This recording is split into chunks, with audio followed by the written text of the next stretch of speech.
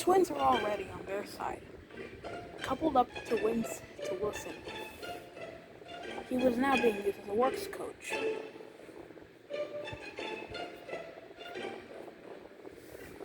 "What is our new trainee?" said Donald. "Trainee?" asked Mitchell. James then arrived, wearing a black snowplow. "This isn't fair! I wanted a red snowplow, not a black one." "It's the least we could do," said Mitchell. "At least clearing the snow will be easier."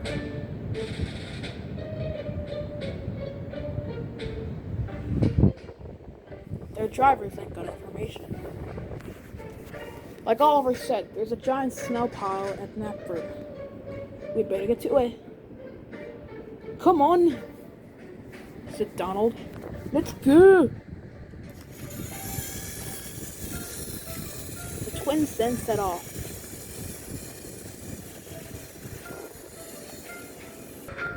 James followed grumpily. "Good luck out there," said Mitchell.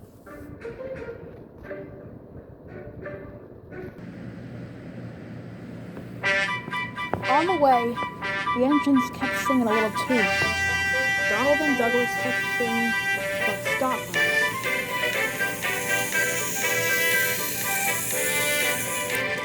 "Come on, James," said Douglas.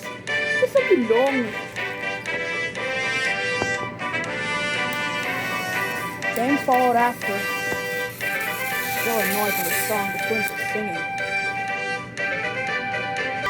Donald and Douglas kept singing. "Oh," cried Donald, "for how long Scotland shall be, to those we shall come to see," said Douglas. The twins were having a great time. So much for the ladder of James. Presently, the three engines came across a big drift of snow. Thomas was next to it. His firelighter had just come with them, just to help out on the journeys they were doing. "Hello, little Thomas," said Donald. "We getting close to Knapford?" "Pretty much so, yes," said Thomas. "Man, if Edward was here, he'd see a lot of trouble on this line." "What is Edward?" asked Douglas. "It's best if I don't talk about that," said Thomas. "Anyways, we're off to Knapford Station," said Donald. "And who's joining us?" James then pulled up. He was looking redder than ever, but covered with snow. "This snowplow is too uncomfortable," he said. "Okay, get used to it," said Douglas. "Well, if you're getting to Knapford," said Thomas, "you better hurry. The tracks there are covered deep up." "Okay, don't worry," said Donald. "We'll be there quickly than ever." Wheel turn by wheel turn, Donald pushed the snow out of the way. "Come on," he said. "We'll make it there in no time." Save for the sound of James always complaining. "Good luck," said Thomas. The twins then whistled goodbye. "This better not be uncomfortable," said James as he raced in. But as soon as he came across the snow, there came a loud bang. Whoa! Even Thomas was shocked. What was that? "Looks like the snowplow's almost damaged," thought James. "We better make it quick." He then pushed slowly through the snow again. Then he whistled goodbye to Thomas as they left. "Goodbye," said Thomas. Presently, The engines passed the dairy line. "Come on," said Donald. "We must make it there."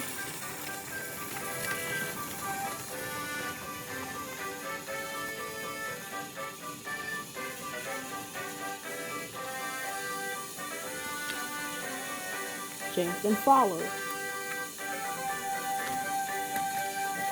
Still a bit warm off from the bump he had with the snowplow.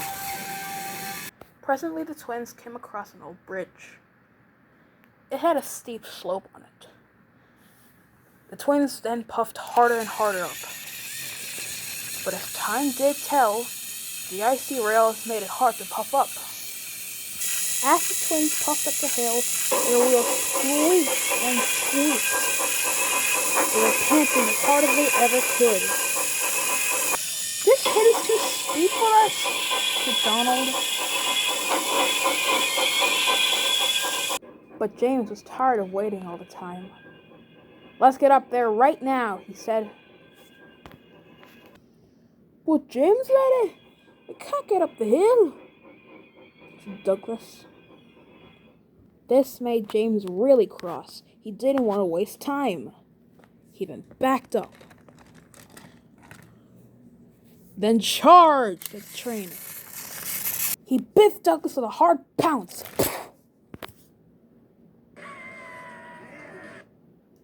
He then screeched his wheels as hard as he ever could. "Get moving, you lazy Scots," he said. Donald and Douglas knew that James was right. "Get moving, Dougie! We must move! Faster, Dougie! Faster!" Douglas couldn't believe his eyes. "We're doing it!" he said. But James was too impatient to say anything. He then braced. "Wait a minute, James, laddie, stop!" said Douglas. Then there was trouble.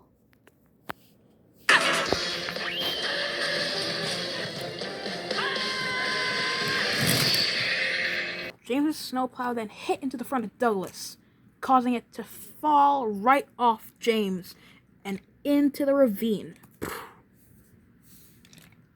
James pushed and pushed and pushed. And in no time flat, the Scottish Caledonians and the Red Splendid Flutterer made it up the hill. "We've done it," said Donald.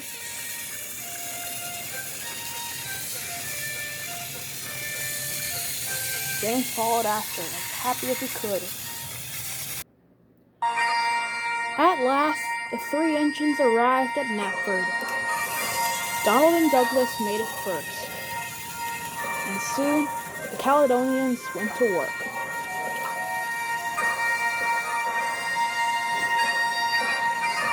With a little help from James, the job was made easier said than done. That night, the three engines came back, tired but a bit snowed.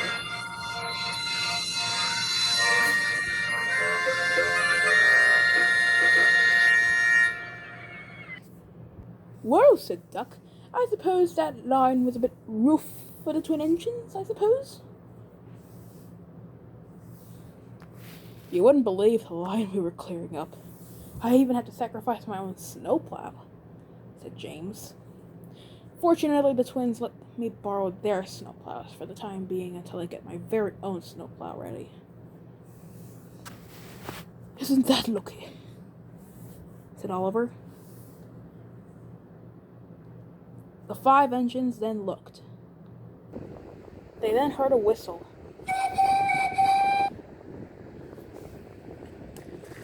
There came Rebecca, taking the last train of the day, and disappeared into the cloudless night. "Looks like somebody's been really useful here," said Duck. It was nothing," said James. "Well,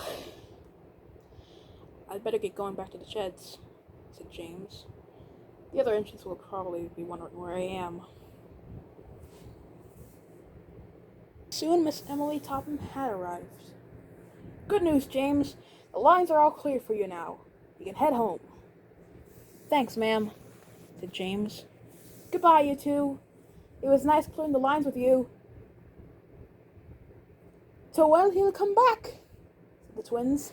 To well he'll come back, said James and raced back home. As James left, the twin engines then began to sing a little chortle